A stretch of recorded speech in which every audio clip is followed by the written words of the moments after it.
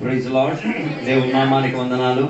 ఈ పగటి వేళ ఆరాధనలో దేవునికి విడలుగా పాలు పంచుకోవడానికి దేవుడు మనందరి జీవితంలో కల్పించిన గొప్ప భాగ్య తరగతిని బట్టి దేవునికి స్తోత్రం. దేవుడు మనల్ని ఎంతగానో శక్తిపరిచి సహాయపరిచి ఇంతవరకు తోడుకొని తీసుకొచ్చినందుకు దేవునికి స్తోత్రం. దేవుడి పగటి వేళ మన మధ్యలో కొందరు అతిథులను కూడా తీసుకురావడానికి దేవుడు సహాయపరిచిన విధానాలు బట్టి దేవునికి స్తోత్రం. దుఃఖం కలిగినది కాదు, సంతోషం కలిగిన ఒక మాట, మన సంఘ బిడ్డలు రోజుకు రోజుకి అతిథులు అయిపోతున్నారు. వాళ్ళకి ఎక్కడి నుంచి మనం బొకేలు బహుమానాలు ఇచ్చేయాలని స్వీకరించాలేమో అని ఆశించిన మంత్రిలాగా మారిపోయారు. అందుకే మనం వాళ్ళని గౌరవించాలి. అందుకే వచ్చే వాళ్ళని నేను ఆలోచిస్తున్నాను, బొకేలు కొనిసి తెస్తాను. అందరికీ వచ్చిన 8:30 తర్వాత వచ్చిన ప్రతి దేవుని బిడ్డకి మనం ఏం చేయాలి? సత్కరించాలి. వారికి కుర్చీ ఇవ్వాలి. వారికి ఏం చేయాలి? మంచి దండాలు తెచ్చేసేసి వారికి ఏం చేయాలి? ఘనతనిచ్చి తీరాలి. దేవుడు రాక మునిపే వాళ్ళు వచ్చేసారంటే వాళ్ళకి మనం ఘనత అభిమానాన్ని చెందించి తీరాలి. అందుకే ఆ విషయం నాకు మరణాలు గుర్తుపెట్టించండి, కొనుక్కోవడానికి ఉన్నది. ఓకే, మన విషయం అది కాదు. మన విషయమే దేవుని యొక్క వాక్యంలోకి మనం వెళ్దాం. ఈరోజు మనం చదివిన వాక్య భాగం ఒక ప్రత్యేకత చెందిన ఒక వాక్య భాగం. దాని 6వ అధ్యాయం 1వ వచనం చదివినప్పుడు ఇశ్రాయేల్ ప్రజల లోపల దేవుడు ప్రత్యేకంగా ఎంచిన ఒక భాగం అది. అక్కడ చెప్పిన మాట వినండి. ఎవరైనా పురుషుడు గాని ఆడది గాని ప్రత్యేకంగా దేవుని కొరకు నాశీర్వతుడై తీరడానికి ఏదైనా మనసు కలిగి ఉండి తీరితే, అంటే ఇశ్రాయేల్ ప్రజల్లో మనిషి యొక్క మనస్తత్వం దేవుడు బాగా అర్థం చేసుకున్న దేవుడు. అంతే కదా, రోజు పాస్టర్ గారు వాక్యం చెప్తున్నారు వినేసి మనకు కూడా ఒక ఆతృత వస్తుంది. నేను కూడా ఒకరోజు ఏమైపోవాలా, పాస్టర్ లేకపోయినా ఉన్నా నేను పాస్టర్ అయిపోవాలని నాకు ఆశ ప్రతి ఒక్కడికి ఉంది. నాయకుడిని చూసి నాయకుడు అయిపోవాల్సిన ఆతృత ఉంది. కానీ అలాంటి ఒక మనసు కలిగిన వారిని దేవుడు దర్శించే దేవుడు అని చెప్పడానికి ఆధారమే సంఖ్యాకాండం 6వ అధ్యాయంలో రాయబడి ఉన్నది. యాజకులై తీరడానికి కేవలం పురుషులకు మాత్రమే బైబిల్ ఏం చేసింది? అంగీకరణ ఇచ్చి తీరింది, సమర్థన ఇచ్చి తీరింది. వ్యవస్థ పురుషులకు మాత్రం యాజక ధర్మాన్ని నెరవేర్చుకోవడానికి దేవుడు ఉపయోగించినట్టుగా బైబిల్ సెలవిస్తున్నది. అలాగని చెప్పి ఆడవాళ్ళ దేవుడికి అక్కర్లేదనియో, ఆడవాళ్ళ దేవునికి పనికిరాని పాత్రలనియో, ఆడవాళ్ళతో దేవునికి పని లేదోనో అలాంటి సిద్ధాంతం ఏం కాదు. కానీ ఆడవాళ్లకు దేవుడు గుర్తింపును ఇస్తున్నారు. కానీ దేవుడు కోరేది ఆడవాళ్ళు ఎప్పుడు కూడా రహస్యముగా ఉండి తీరాలి. ఎవరికి అంటే వెంటనే ఏం కాకూడదు, కనబడేటట్టుగా ఉండి తీరకూడదు. ఎవరికేమో కూడా ఏ రీతి కలిగిన అభ్యంతరంగా మాడకూడదు. అందుకే ఆడవాళ్లకు దేవుడు కాస్త అధిక ప్రాధాన్యత ఇచ్చిన, పురుషుల కన్నా అధికంగా ప్రాధాన్యత ఇచ్చినట్టుగా బైబిల్ సెలవిచ్చుచున్నది. అలాగైతే యాజకులు మాత్రం యాజక ధర్మం నెరవేర్చినప్పుడు పురుషులకు ఆడవాళ్ళకు కూడా ఆశ కలిగేది. మేము కూడా దేవుని కొరకు ఏదో ఒకటి చెయ్యాలి కదా, మేము కూడా దేవుని కొరకు ఏదో ఒక చేసి తీరాలి కదా ఆతృత ఉండేటట్టుగా కొందరు జనాలు, వారి పట్ల దేవుడు ప్రత్యేకంగా ఎంచిన ఒక ప్రక్రియ నాజర్వత్తు చేసి తీరడానికి ఉన్న ప్రక్రియ. అలాగైతే పురుషుడు గాని స్త్రీ గాని కొంతకాలానికి ఏం చేసుకోవచ్చు? దేవుని యొక్క పరిచర్య నిమిత్తం, దేవుని యొక్క పని నిమిత్తం, దేవుని యొక్క వ్యవస్థలో ఉన్న నెరవేరింపు కొరకు తన్ను తాను ఏం చేయొచ్చు? సమర్పించవచ్చు, అప్పగించవచ్చు, డెడికేషన్ చేసుకు తీరొచ్చు. అదే కదా దాన్ని 2వ వచనం ఒకసారి చదవండి. పురుషుడే గాని స్త్రీయే గాని ఎవరైనా మొక్కుకొని తన్ను తాను ప్రత్యేకించుకునే వాడు తన్ను తాను ఏం చేయొచ్చు? ప్రత్యేకించుకోవచ్చు, అంటే వేర్పరుచుకోవచ్చు. దానికి ఆ పని నిమిత్తం ఆయన ఏం చేయవచ్చు? సమర్పించుకోవచ్చు. అది పురుషుడు కూడా కావచ్చు, స్త్రీ అయినా కావచ్చు. వారి ఇరువరకు దేవుడిచ్చిన ప్రత్యేక ప్రణాళిక. దానిని ఏం చేసి తీరాలి? ఉపయోగించుకు తీరి దేవుని ఆలయం నిమిత్తం కానీ, దేవుని యొక్క సమాజం నిమిత్తం కానీ, దేవుని యొక్క బిడ్డల నిమిత్తం కానీ ఏం చేయొచ్చు? చేసి తీరవచ్చు. దీనిని మీరు ఆలోచించేటప్పుడు మన దీక్షలు వేసే, మాలలు వేసే చర్య మాత్రం ఆలోచించమాకండి. మనకు అలాంటివన్నీ గుర్తుకు వస్తాయి. అలాంటిది ఏం కాదు. ఆ కొంతకాలానికి కాదు, దేవుని యొక్క బిడ్డలుగా మనం ఎల్లప్పుడూ దేవుని సేవ చేసుకు తీరాలి. ఎల్లప్పుడూ దేవునికి ఏం చేయాలి? పరిచర్య చేసుకు తీరాలి. అది కొంతకాలానికి కాదు, ఆ కొంతకాలాన్ని అలవాటు చేసుకొని జీవితాంతం చేసుకు తీరాలి. అయితే కొంతకాలం అని చెప్పింది నెల కావచ్చు, 2 నెలలు కావచ్చు, సంవత్సరాలు కావచ్చు. నేను అలా నమ్మట్లేదు. నేను నమ్మేది ఏ రోజు నిర్ణయం తీసుకున్నాం ఆ రోజు నుంచి మట్టికి కలిసేంత వరకు. ఇది అందరు దేవుని బిడ్డలు అంగీకరిస్తలేదు నాకు తెలియదు. నేను అలా అంగీకరిస్తాను. కానీ ఒక్కసారి మొక్కు తీసుకున్నామంటే ఎప్పటి వరకు? మరణం సునిశ్చితమైనంత వరకు, చచ్చిపోయిన గడువు వచ్చినంత వరకు ఏం చేసి తీరాలి? ఆ నిబంధనకు పరిచేసిన పరిచారకులుగా మారి తీరాల్సింది. అందుకే నాజరీతు అయి ఉండి తీరాలి. మొదటి చేయాల్సిన పద్ధతి డెడికేట్ యువర్ సెల్ఫ్. నిన్ను నీవేం చేసుకు తీరాలి, అప్పగించుకోవాలి, సమర్పించుకు తీరాలి. మనం సేవించే దేవుడు ఒక రోబోట్ ని కాదు సృష్టించింది. హలో, స్విచ్ చేస్తే హల్లెలూయా ప్రైజ్ లార్డ్, స్విచ్ చేస్తే అన్ని వార్తలు చెప్పాను. నో, రోబోట్ కాదు. దేవుడు మనకి స్వేచ్ఛను ఇచ్చారు, ఫ్రీడమ్ ఇచ్చారు, ఫ్రీడమ్ ఇచ్చారు. దాని అర్థం ఆ స్వేచ్ఛను దేవుడు ఏం చేయలేదు, ధిక్కరించలేదు. హలో, మన పరిశుద్ధాత్మ రావాలన్నా దురాత్మ రావాలన్నా దూరుకు రాదు. హలో, పరిశుద్ధాత్మ రావాలన్నా దుష్టాత్మ నీలో రావాలన్నా దూరుకు రాదు. అవకాశం ఇస్తేనే వస్తుంది. హలో, ప్రతి మనిషికి, ప్రతి వ్యక్తిత్వానికి దేవుడు ఫ్రీ విల్ ఇచ్చిన దేవుడు, స్వేచ్ఛనిచ్చిన దేవుడు. హల్లెలూయా. అలాంటప్పుడు స్వేచ్ఛనిచ్చేటప్పుడు దేవుడు నిన్ను బలవంతంగా రుద్ది పెట్టడు. బలవంతంగా నువ్వు చెయ్యాలి, ఖచ్చితంగా అలాంటి పద్ధతి ఏం లేదు. హల్లెలూయా. కొందరు చెప్తుంటారు, పాస్టర్ అయిపోయిన తర్వాత పనికి వెళ్తే ఏ ప్రాబ్లం, ఆటో తోలితే ఏం ప్రాబ్లం, నువ్వేం అన్నం పెడుతున్నావా, మరి నీవు డైలాగ్ మాట్లాడకూడదు. ఆడింట్లో కక్కా మొక్క నువ్వు కొనిసి పెడుతున్నావా, డైలాగ్ మాట్లాడకూడదు. ఈ కాలంలో కొన్ని దురాత్మల లెక్కలు తయారైపోయారు. ఒక సేవకుడు సేవ చేసేసి ఆటో తోలితే ఏం ప్రాబ్లం, బండి తోలితే ఏం ప్రాబ్లం, బిజినెస్ పెట్టుకుంటే ఏం ప్రాబ్లం, ఆయనకి కూడా కుటుంబం, నీ భార్య పిల్లలకు నువ్వు ఎలా పోషిస్తున్నావు, ఆయనకి కూడా తన కుటుంబం. దాని అర్థం ఆ కొంత సమయానికి ఆయన ఏం చేసుకుంటాడు, దేవో ఈ విషయం కొరకు, నా కుటుంబ విధానం కొరకు నేనేం చేస్తున్నాను, పని చేసి తీరుతున్నాను. దాని తరువాత ఉన్న సమయాలు నేనేం చేసి తీరుతా, దేవుని యొక్క పని నిమిత్తం వాడబడి తీరుతా. దాని అర్థం ఆ పనిలో కూడా దేవుని పని చేయొచ్చు. మనకు అల్లం కాదు కదా, నోరే కదా, పడపడ వాయించేస్తాం. హలో, ఎప్పుడైనా ఆలోచించుకు తీరు. ఒక్కడు దేవుని కొరకు ప్రతిష్ఠించి తీరితే ఆ నిబంధన ఆయన వ్యక్తిపరంది, ఎవడు దానిని రుద్ది పెట్టేది లేదు. అలాగైతే మొదటి ఇష్టపూర్వకంగా నిన్ను నీవే చేసుకు తీరాలి, అప్పగించుకు తీరాలి, నిన్ను నీవు సమర్పించుకు తీరాలి. సమర్పణ కలిగిన వాడు దేవుని కొరకు ప్రత్యేకంగా నాజరీతుడై తీరేది. వేర్పాటు అన్న ప్రక్రియ సంఘానికి ఒక పునాదిగా ఉన్నది. అది కూడా బలవంతం ఏం లేదు. ఏమని వేర్పాటుగా ఉండాలి, అది నీ ఇష్టం, నీ కష్టం అది. హలో, మన సంఘంలో దాన్ని కొద్దిగా లిబరలైజ్ చేశారు కాబట్టి బాగుంది. నీకు బాప్తిసం ఇచ్చేటప్పుడు మొత్తం తీయించేస్తాం, అలంకారాలు మొత్తం తీయించేసి శుభ్రం పరిశుద్ధత కలిగిన జీవితం జీవించి మళ్ళీ దీన్ని తొడిగించే ఒక పద్ధతి మనం ఒప్పుకోం. నేను ఒప్పుకోను, నేను దానిని అంగీకరిస్తాను. మరి మిగతా సంగతి మనకి తెలియదు. కొందరు దాన్ని లిబరలైజ్ చేసేస్తున్నారు. అర్పించేటప్పుడు నీ శరీరం, ప్రాణం, ఆత్మ పూర్తిగా అప్పగించుకు తీరాలి. అలాగైతే మొదటి ఆదామును దేవుడు సృష్టించిన చర్య ఎలాగో అలాగైనా ఉండాలి. కడపటి ఆదాము సృష్టించిన చర్యలో మధ్య చర్యలో ఉండకూడదు. ఆత్మీయతలో మధ్య చర్య లేదు. అందుకే దేవుని బిడ్డలు తన్ను తాను ఏం చేసుకు తీరాలి, అప్పగించుకు తీరాలి, డెడికేట్ చేసుకుంటూ తీరాలి. డెడికేషన్ చేసి బడి తీరితే అది ఎంత, కొంతకాలానికి మాత్రం. దానికి మొదటిగా నువ్వేం చేయాలి, డినై యువర్ సెల్ఫ్. నిన్ను నీవే ఏం చేసుకు తీరాలి, త్యజించుకోవాలి. ఇదే అన్నిటికన్నా difficult position, denying one self. ఒక్కరికి వ్యక్తిపరంగా ఏం చేసుకోవాలి, త్యజించాలి. తెగించుకోవాలి కాదు, తెగించుకోవాలంటే ఏదేం చేయాలి, నో, త్యజించుకోవాలంటే వదులుకోవాలి. ఉదాహరణకి దేవుని వాక్యం విన్నాం, రక్షణ పొందేటప్పుడు నేను ఆభరణం దేవుని కొరకు వదిలించుకుంటా, మళ్ళీ నా జీవితంలో నేనేం చెయ్య, దానిని ఏం చేయను, వాడను అన్న దానిని ఉపయోగించేది. అది ఎవడో బలవంతం వల్ల కాదు, దేవుని మీద ఉన్న ప్రేమ వల్ల. హల్లెలూయా. ప్రతిరోజు, అందుకే యేసయ్య చెప్పిన మాట, లూకాసు వార్త 9వ అధ్యాయంలో చెప్పిన మాట, ఒక్కడి నన్ను వెంబడించాలని కోరితే తన్ను తాను ఏం చేసుకు తీరాలి, త్యజించుకు తీరాలి. అలాగైతే దేవుడు మనల్ని పిలిచిన దాంట్లో 2 కేటగిరీలు ఉన్నాయి. ఒకటి బిలీవర్, రెండోది డిసైపుల్. బిలీవర్ అవ్వడానికి, అందరూ బిలీవర్ అంటే విశ్వాసం అవ్వడానికి ఏం చేయాలి, యేసయ్యని నిజ రక్షకునిగా అంగీకరిస్తే ఆయన ఏమై తీరొచ్చు, విశ్వాసిగా మారి తీరొచ్చు. ఆ విశ్వాసికి జీవితంలో విశ్వాసమే ప్రాధాన్య ఆధారంగా మారి తీరాలి.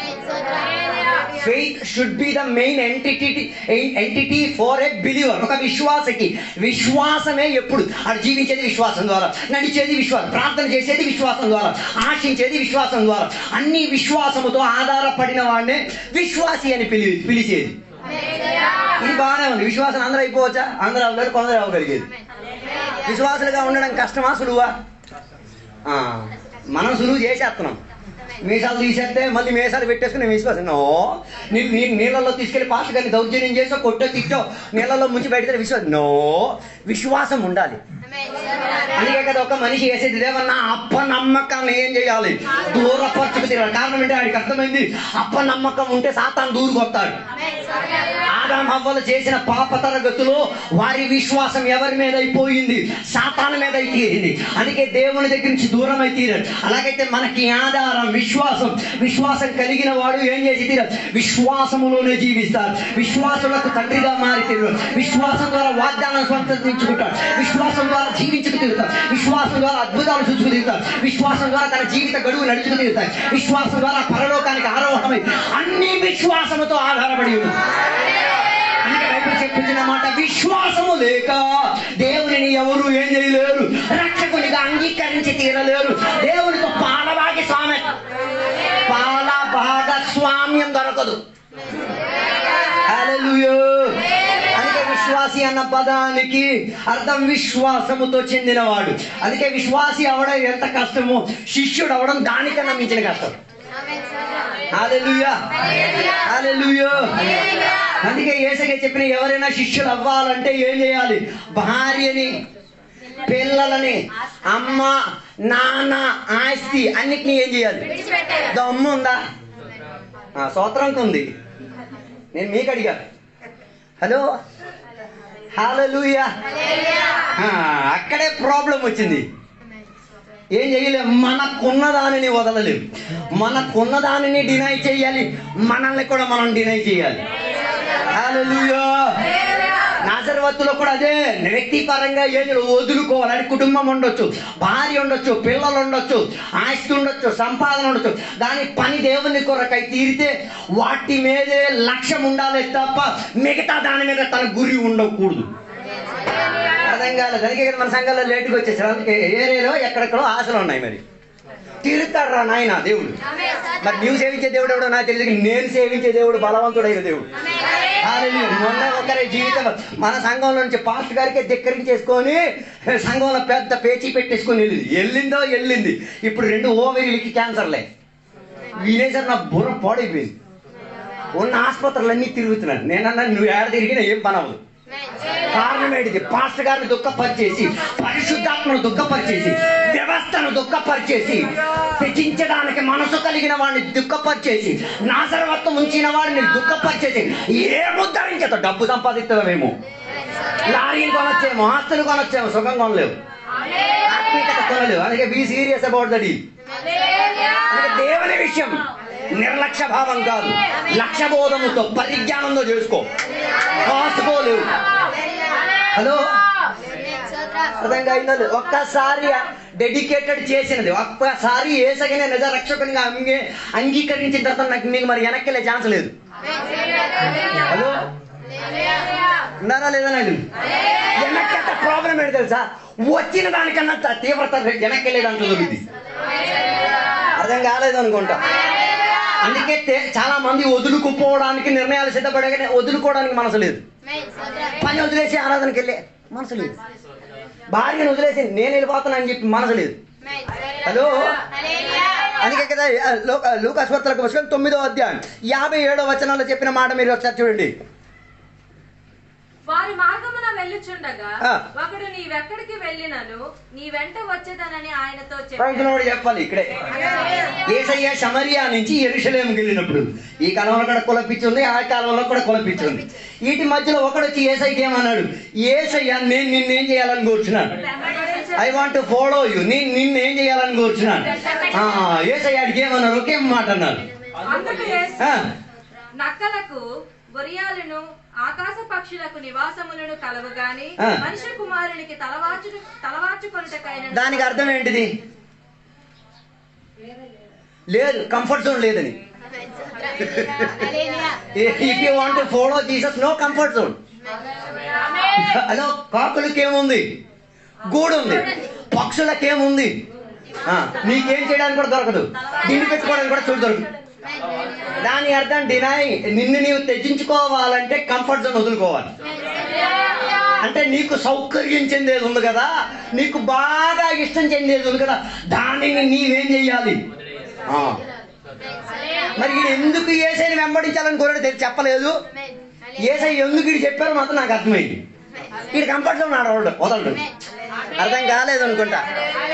ఈ యేసయ్య చెప్పారు నన్ను ఫాలో చేయమని, వీడే ఇష్టపూర్వకంగా లేదు. యేసయ్య ఎక్కడ? On road. Problem is when you are on road. Road మీద ఉన్నప్పుడే మనకి ఏం కావాలి? రెస్టింగ్కి టైం కావాలి, సౌకర్యాలు కావాలి. యేసయ్య నన్ను నథింగ్ ఈస్ పాసిబుల్, జరిగే ప్రసక్తి లేదు. వదులుకోవాలంటే వదిలే తీరాలి. కంఫర్ట్ జోన్ ఏం చెయ్యాలి? వదిలి. ఇది వినేటప్పుడు ఇంకొకటికి ఆత్మపూర్ణత వచ్చింది. 59వ వచనం. ఆయన మరి ఒకరితో నా వెంట. ఇది ఎవరు చెప్పిన మాట? యేసయ్య ఇంకొకరికి చెప్పారు. తొలినోడో ఆడు యేసయ్యకి చెప్పాడు ఏమని? నేను నిన్ను. అప్పుడు యేసయ్యకి అర్థమైంది ఈ లెవెల్ వెంబడించడానికి ఈ కుర్రోడు వెంబడించే ఛాన్స్ ఉంది. అదో అక్కడ కృప వ్యాపరించుకు తీరేది. ఏమీ జరగలేని పద్ధతులు, ఎవరు ఏం చేయలేని పద్ధతులు నీ మీద కృప ఉండబట్టి నువ్వు రక్షణ పొందావు. కృప ఉండబట్టే స్వస్థత పొంది తీరావు. దేవుడు నిన్ను నమ్మాడు కాబట్టి దేవుడు నిన్ను పిలిచాడు. అందుకే అక్కడ చెప్పిన మాట రెండో వాడుది. యేసయ్య పిలిచాడు, నన్ను ఏం చెయ్యాలి? నా వెంట రమ్మని చెప్పాను. ఓ లోడ్, ఆడికి చెప్పారు నా వెంట రమ్మని చెప్పారు. బట్ ఆడేం చెప్పాడు? అతడు నేను వెళ్ళి మొదట నా తండ్రిని పాతిపెట్టి వచ్చుటకు సెలవిమ్మని మన్నవు చేశాను. ప్రైజ్ లార్డ్ ఇక్కడే చెప్పాలి. మరి పాస్ట్ గారి పొజిషన్ తీసుకుంటాడేమో. వీడు చెప్తున్న డైలాగ్ ఏంటిది? నేను వెళ్ళి వీడికి ఎప్పుడు తెలిసి ఇలా అయ్యేస్తాడని. ఉన్నారో లేదో నాకు తెలియట్లేదు. దాని అర్థం వీడు చెప్తున్నాడు యేసయ్యకి బహానా ఏం చెప్తున్నాడు? నేను వెంబడిస్తాను యేసయ్య, ఎవరిని సమాధి పెట్టేసి. ఇది ఆత్మిక దర్శనం ఏం కాదు. కొందరికి సమాధి ప్రాబ్లం. ప్రైజ్లో ఆగిపోయింది. అదో యేసయ్యని యజమానిగా అంగీకరిస్తే, యేసయ్యని బోధకుడిగా అంగీకరిస్తే ఎక్కడ ఎప్పుడు ఎవరు సమాధి చేస్తారో ఆలోచించాల్సిన అవసరం లేదు. అలాగైతే రూట్ చూసుకొని వెళ్ళిపో. I don't have any problem. Route చూసుకొని వెళ్ళిపోండి. నాకు సమాధి ఎక్కడ దొరకాలా, నేను ఎక్కడే సమాధి చేయబడితే మా తాతల్ని మొత్తాలు సమాధి చేసే గోపురాలు ఏం కట్టని అవసరం. ఎక్కడ సచ్చినా పర్వాలేదు. సచ్చింది కాదు ప్రాధాన్యత, పునరుత్థానం పొందేదే ప్రాధాన్యత.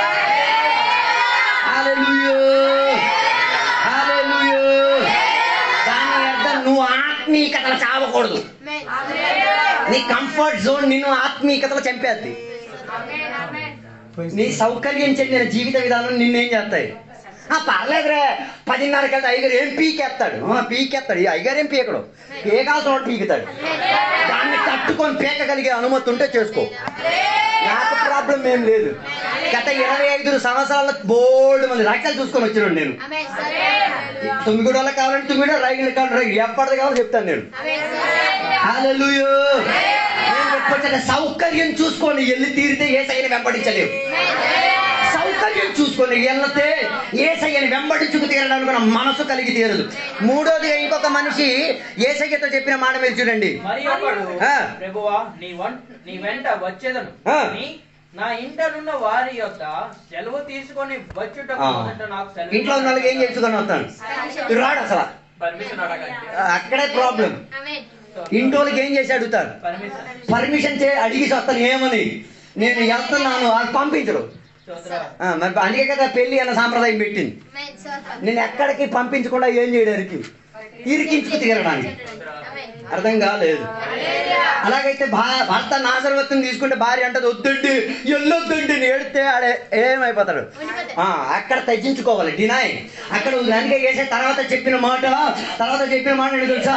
ఒకడు దేవుని యొక్క రాజ్యాన్ని ఆశించుకొని వెనక్కి చూస్తే నాగడ్డ మీద చెయ్యి పెట్టి వెనక తట్టు చూచినా వాడెవడును దేవుని రాజ్యమునకు పాత్రుడు కాడని.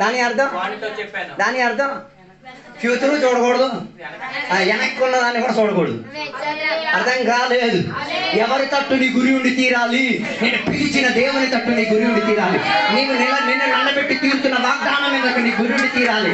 వెనక్కున్న దానిని చూస్తే ముందుకు ప్రయాణం చేయలేదు. హల్లెలూయా. కారులో కూర్చొని వెనక్క శేషా తోలు చూసేసి ముందుకు తోలలేవు. వెనక్క శేషా తోలేసి చూసి ఒకసారి ట్రై చేసి చూడండి. రేపు మోపు ఆసుపత్రిలో చూడొచ్చు మేము. లేకపోతే మేమే చేయడానికి. నేను చెప్పొచ్చే మాట, వెంబడించడానికి కోరి తీరితే కుటుంబాన్ని వదులుకోవాలి. అదే రీతిగా కుటుంబ బంధత్వానికి ఉన్న సరిహద్దును ఎర్రగొట్టుకు తీరాలి. నీకు క్షేమం ఇచ్చిన సరిహద్దులను ఎర్రగొట్టుకు తీరాలి. అలా వదులుకోగలిగిన వాడే యథార్థంగా ఏం చేసేది? యేసయ్యను వెంబడించుకోగలిగి తీరేది. హల్లెలూయా, హల్లెలూయా. అందుకని ఆశీర్వాదం చేయబడిన వాడిని తన్ను తాను ఏం చేస్తున్నా వదులు. ఈ పగటి వేళ నీ కడిగేది యేసయ్య కొరకు వదిలేది ఏమైనా ఉన్నదా? యేసయ్య కొరకు పాపం వదిలేవా? యేసయ్య కొరకు శాప జీవితం వదిలేవా? యేసయ్య కొరకు దుర్గంధమైన జీవితాన్ని వదిలేవా? యేసయ్య కొరకు ఆభరణం వదిలేవా? యేసయ్య కొరకు అపవిత్రతలు వదిలేవా? యేసయ్య కొరకు ఆరాధన వదిలేవా? యేసయ్య కొరకు కుటుంబం వదిలేవా? మనం అందరం కంఫర్ట్ జోన్ లో కూకొని ఆట పాట పాట గారిని తిట్టేస్తాడు. దమ్ముందా నీకు? నీ ఇల్లు వదిలేసిరా. ఆయన తన ఇల్లు ఆస్తి అంతా వదిలేసి వచ్చినాడు. నీ నోరు కూడా ఆడించడానికి హక్కు లేదు. ఏం వదలేదు నువ్వు, అన్నీ వదిలాడు అడగడానికి.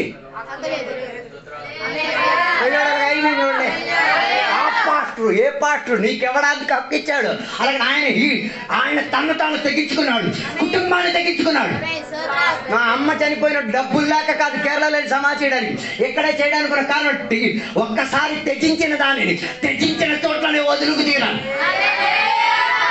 మన సంఘంలో ముగ్గురు ఇంటికాడ చచ్చిపోయేసరికి ఒకప్పుడు అన్ని భాషలు ఏం కేకలు గోలు అన్ని మడతట్టేసింది.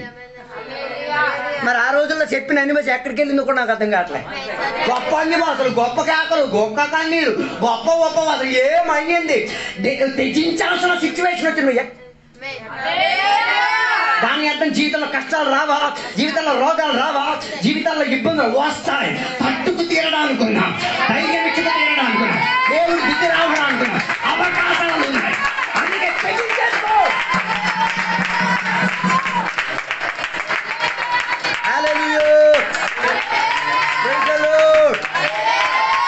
అందుకే నా మాటలు నేను ముగించాలని కోరుతున్నాను. నాజరవత్వం చేయడం వాడిన వాడు ఏం తెచ్చుకోవాలి? ద్రాక్షారసం వదులుకోవాలి. నాజరవత్వం చెందిన వాడు ఏం చేయాలి? జుత్తు వదులుకోవాలి. జుత్తు ఎందుకు పోసేస్తే చాలుగా. లోకాన్ని వదులుకోవాలి నాయన. జుత్తు గర్వానికి సాదృశ్యం. ఈ కాలంలో పాటలు పాడడానికి కూడా కుర్రోళ్ళు వస్తున్నారు జిత్తులు పెంచేసుకోండి. అవకాశం ఇచ్చిన విశ్వాసం కొట్టాలి. హలో, నేను ఇక్కడ జుత్తు తీసుకొని వస్తే మీ ఎంతమంది నన్ను ఇక్కడ నిలబెడతారు? హలో, ఆ కొంతకాలానికి ఏం చేయకూడదు? జుత్తు కత్తిరించుకో, ఏం వాడకూడదు, మంగళ కత్తిరి వాడకూడదు. విన్నారా? మీరందరూ ఇంత మొహంగా నన్ను చూస్తున్నారు. విరక్తికి లక్షణమేమో. ఓకే, నా విషయం అది కాదు. నేను చెప్పొచ్చాను, వదులుకోవాలి. లోకాన్ని వదులుకోవాలి, లోక సాంప్రదాయాన్ని వదులుకోవాలి, పరిశుద్ధతకు అంకితాన్ని ఏం చేసుకోవాలి? ఉంచుకు తీరాలి. అలాంటి వాడే యథార్థంగా దేవుని కొరకు డెడికేట్ అయినాడు. హలో, మాకు ఇష్టం లేదా ఈ లోక సాంప్రదాయాలు నీ చేసుకోవడం? నీకు ఇష్టం ఉంది కానీ దాన్ని కష్టంగా భావించుకొని వదిలే కారణం ఏంటో తెలుసా? ఒక పరిశుద్ధత కొరకు ఆశ ఉంది కాబట్టి. ఆయన పరిశుద్ధుడు కాబట్టి నేను పరిశుద్ధ తీరుతా. ఆయన పరిశుద్ధతను సాక్ష్యంగా ఆధారంగా తీసుకున్నాడు కాబట్టి నేను పరిశుద్ధతకు ఆధారంగా తీసుకున్నాను. అందుకే నా మాటలు నేను ముగించేసి తిరుగుతున్నాను. ఈ పగటి వేళ దేవునికి అసలు సమర్పించుకున్నాను. కాస్త దేవుని కొరకు త్యజించండి, యథార్థ విశ్వాసిగా జీవించండి, యథార్థ శిష్యుడిగా మారండి, రుజువు చేయండి లోకానికి. ఏమని? యేసయ్య శిష్యులు సిలువ ఎక్కడానికి రెడీ, కత్తులు తప్ప మేకలు కోసుకోవడానికి రెడీ. యేసయ్య శిష్యులు దేశాన్ని వదులుకోవడానికి. 12 శిష్యుల చరిత్ర రాయబడదు. ఒకడు తలకిందుడిగా సిలువ ఇవ్వబడ్డాడు, ఒకడికి బాణాలతో కూర్చున్నాడు. ఈ పగటి నువ్వు తెచ్చించడానికి రెడీయా? ఆలోచించుకో. దానివల్ల సువార్త ఇంతవరకు వచ్చి తీరింది. అందుకని ఆ మాటలు నేను ముగించేస్తున్నాను. దేవుడు వెళ్ళాలి తెచ్చించగలిగిన జీవితంతో, సమర్పించిన జీవితంతో, పంచచేత ఈ వాక్యాల దేవుడు మన అందరూ కూడా దీవించును గాక.